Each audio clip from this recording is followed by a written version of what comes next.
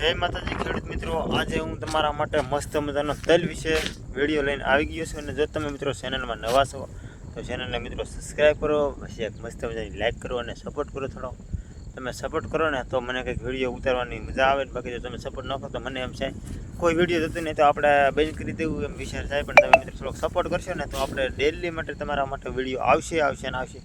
હમણાંથી રોજ આવે છે પણ વ્યૂ મિત્રો એક બે આવા વ્યૂ આવે.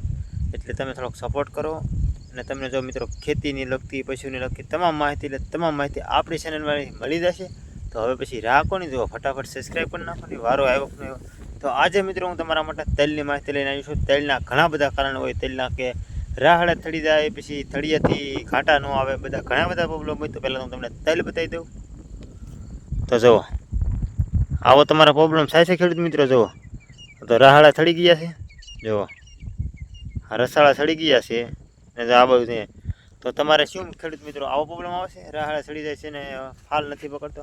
તો એનું મેન કારણ તો ખેડૂત મિત્રો એક એ જ છે કે તમારે વાવતી વખતે થોડીક ભૂલ પડી જાય છે. ને તમને પહેલાં તો મિત્રો એ જ કહી દો કે તેલ વાવવા હોય ને તો કાળા વાવજો, ધોળા ન વાવતા. કારણ કે જો તમે કાળા વાવો કે ધોળા વાવો મહેનત તમારે હરખી જ છે. તો પછી તમારે 5 રૂપિયા વધારે રાખવા હોય ને તો મિત્રો તમે કાળા તેલ વાવો. કારણ કે તમારે મહેનત તો હરખી છે તો કાળા તેલનો વધારે પડતો ભાવ આવે છે.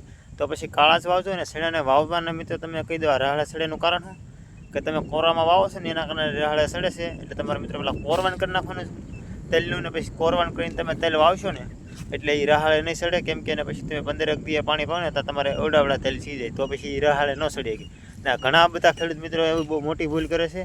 કેમ કે તેલ મિત્રો છે ને રાહડે સડી જાય ને એનું કારણ આવશે કે પાણી ન પાય ને પછી પાણી પાઈ દે છે. પણ પછી પહેલાં પાણી પાઈ દે કોરામાં વાવે, પછી પાણી પાય એટલે એ તેલ આમ થોડાક ભીંજવાઈ જાય. એટલે એના કારણે પાખા તેલ ઉગે. એટલે આવી ભૂલો ઘરે ખેડૂત મિત્રો ન કરતા કોરામાં વાવજો. ને બીજી વાત એ કે આના મિત્રો વધારે પડતું પાણી પાઈ દઈએ ને તો પછી આમ ઊંચા સડી જાય. તો પછી ન આવે, દંડેલું સડી જાય ને ફેલાય નહીં. ને તેલ મિત્રો હંમેશા વાવો તો ખેડૂત મિત્રો ફેલાતા તેલ વાવવાના. કેમ કે ઘણી વેરાયટી આવે, હળિયું આવે, પછી આમ ફેલાતા.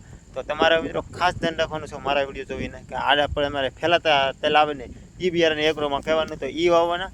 ને કારણ કે જો એ તમે વાવશો ને તો આમ લીંગરી 4 ને 5 તો તમારે 100 કેટલા બધા તેલ ઉતરશે.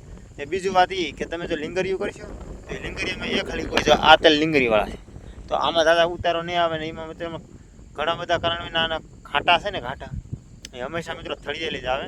ફેલાતા તેલ હોય કે આ ભાઈ આમાં તમે પછી અમુક વાતે ભૂલ કરી નાખો છો ને પાણી પાવામાં તો આ બહુ તમારે પહેલાં તો ખેડૂત મિત્રો કાંઈ કરવાનું નથી. રાહડા ભલે સડી જાય, રાહડા સડે ને એટલે તમારે એને મિત્રો ખાસ ધ્યાન છે મારું.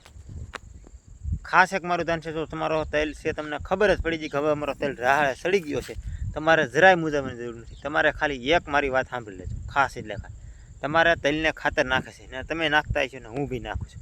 પણ તમને તો ખબર પડી ગઈ છે કે આપણા તેલ રાહડા સડીએ તમે ભૂલમાં તમે ખાતર ના નાખતા. કારણ કે જો તમે ખાતર નાખ્યો ને તો એ ફૂલ રાહડા સડી તો તમારે અવડાવડા ગોઠણને કડે પગે તો એ ફાલ નહીં પકડે.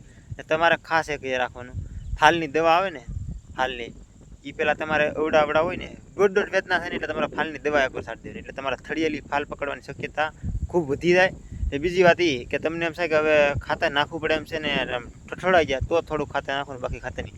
એ ખાસ ધ્યાન સેલ નાના હોય ત્યારે મિત્રો ખેડૂત મિત્રો એક એને ઈળુની દવા ફૂલ છાંટવાની ખરમસો રાખવાનો. કારણ કે પાંદડાને વધવાનું દે એટલા માટે. તો આજનો વિડીયો મારો બહુ મોટો થઈ ગયો છે કે નાનો થઈ ગયો છે પણ આજ આપણે અહીંયા પૂરો કરી છીએ. આશા કરું છું કે મારા બધા ખેડૂત મિત્રોને મારી માહિતી બધી સમજાઈ ગઈ છે. તો મારી ચેનલને સબસ્ક્રાઈબ કરશે અને લાઈક કરશે. તો મળીએ બીજા નવા વિડીયો સાથે. ત્યાં સુધી બધાને બાય બાય.